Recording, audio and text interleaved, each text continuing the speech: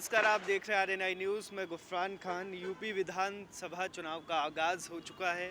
हर तरफ चुनावी गहमा-गहमी है और हम लगातार चुनावी यात्रा कर रहे हैं, लोगों से उनकी राय पता कर रहे हैं और वो किन मुद्दों पे इस बार मतदान करेंगे, वो हम लगातार अपनी यात्रा के माध्यम से आप सबको दिखा रहे हैं।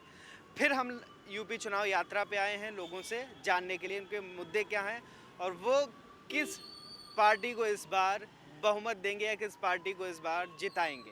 क्या नाम है आपका? निरंजन।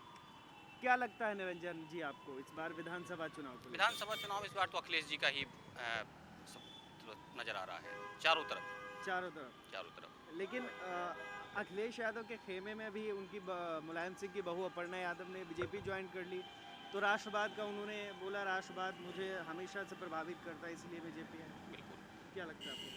सबसे बड़ी बात यही है कि अपर्णा यादव का कोई राजनीतिक कैरियर कभी नहीं था। अच्छा।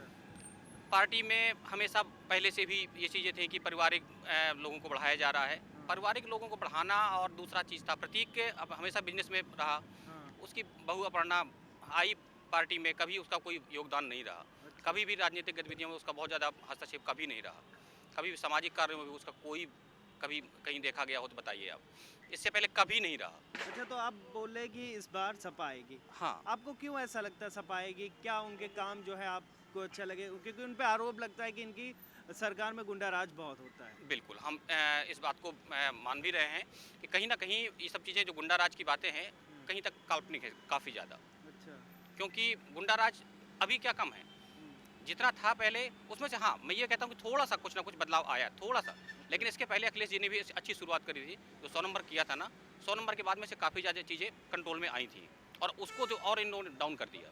इस बार आपके मुद्दे क्या हैं विधानसभा चुनाव को लेकर? सबसे क्या? सबसे मेन रोज़गार। अच्छा। जब से योगी गवर्नमेंट आई ना, रोज़गार के मामले में बहुत पीछे जा रही है अच्छा। और सबसे ज़्यादा हम लोग रोज़गार के लिए परेशान घूम रहे हैं। अच्छा, अच्छा। सबसे बड़ा मेन मुद्दा हम लोगों का रोज़गार। और उसके अलावा? उसके अलावा हम लोग यहाँ मैं बुंदेलखंड से बिलोंग करता हूँ।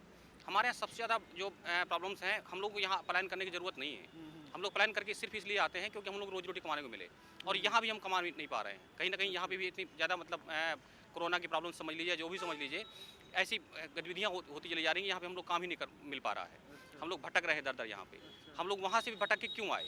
अपने क्षेत्र में ही हम लोग काम कर सकते थे, लेकिन कभी उस तरफ भी नहीं ध्यान दिया गया। हमारे यहाँ अन्ना मवेशी पशुओं की वजह से हम लोगों की फसलें तक खत्म हो जा रही हैं। अच्छा। उस पर कुछ भी नहीं किया जा रहा है। अच्छा। बराबर लगातार सरकार से लेकिन भी सरकार तो बोल रही है हमने काफ़ी गौशाला बनाई है और 900 रुपये अगर कोई गाय पालता है, आवारा पशु जिसको बोलते हैं, गाय पालता है, उसको 900 रुपये प्रति माह दिया जाएगा। ये योगी जी बोलते हैं।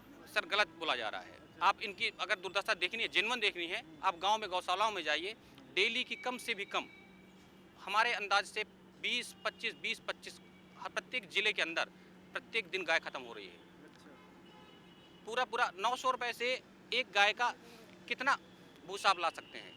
एक महीने के लिए भूसा भी नहीं पूरा हो सकता 900 रुपये में। गौशालाओं में 900 रुपये दे करके भी कुछ नहीं हो पा रहा है। पूरे उसका दोनों टाइम का अगर सही से देखा जाए ना, अगर उसको 10 किलो चाहिए हुआ भूसा, अनाज तो छोड़ दीजिए, अनाज तो उसको कुछ भी नहीं मिल पाना, भूसा भी नहीं उसको मिल पाता।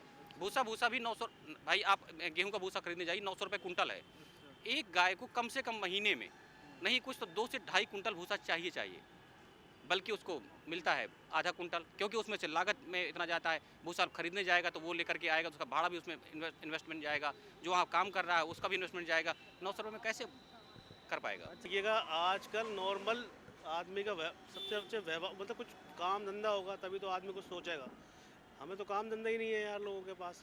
अब हम तो हमारे मालिक तो अच्छे हैं तो हम काम कर रहे हैं, तो हमें कोई दिक्कत ही नहीं है यार। हमारे से जो नीचे लड़के आज पहले हमारे पास जो लड़के हुआ करते थे काम करने के लिए, काफ़ी लोग आया करते थे, तो हमारे पास काम था तो हम लगवाते थे। आज हमारे पास काम ही नहीं है यार, व्यापार ही नहीं है, क्या कर सकते हैं हम। अच्छा। व्यापार होता है तो लोगों को देखो भी सबसे मेन बड़ा मुद्दा जो हमारा है वो व्यापार का है। क्या? देखो मैं विकास के लिए तो काफ़ी लोग होते हैं, विकास के नाम पे तो हमारे पास एक ही मुद्दा आता है और एक ही लोग हैं हमारे नाम से, वो है अखिलेश यादव जी। अच्छा। ठीक है, बाकी ये नहीं कहते हम कि बीजेपी ख़राब है, बीजेपी के उसमें काफ़ी फ़ायदे हैं। हम मुसलमान हैं, हमें बहुत फ़ायदे हैं उस चीज़ से। देखिएगा पहले हर आदमी गुंडागर्दी करता था, आज वो ख़त्म है। सबसे अच्छी बात तो ये है कि आज गुंडागर्दी ख़त्म है। व्यापार करने में दिक्कत होती थी तो वो भी ख़त्म है। कोई ऐसा नहीं है कि मतलब व्यापार करने में परेशानी हो रही है हमें, ऐसा कुछ नहीं है। पर देखिए जिस हिसाब से हमारे पास तो देखिएगा हैगा, तो हम तो कमा रहे खा रहे हैं। हमारे लिए तो कोई दिक्कत नहीं है, आप थोड़ा ज़मीनी स्तर से जाइएगा।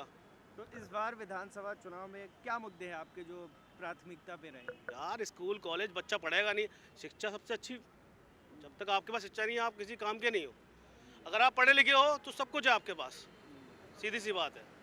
अगर आप पढ़े लिखे हो, तो स्कूल हैं, हॉस्पिटल है। कोरोना काल में आदमी बड़ी दिक्कत हुई यार, क्या बताएं आपको कि लोगों ने मदद करने के लिए यार, हमने नहीं करी, हमने जो करी मदद करी, लोगों ने भी मदद करी है काफ़ी। कोरोना काल में जो आदमी, देखिए जिसका परिवार का जाता है उसको दुख होता है, सीधी सी बात ही है। थोड़ा सा मैं ये कहता हूँ हॉस्पिटल वगैरह सरकार सोचे इसके बारे में और ये काम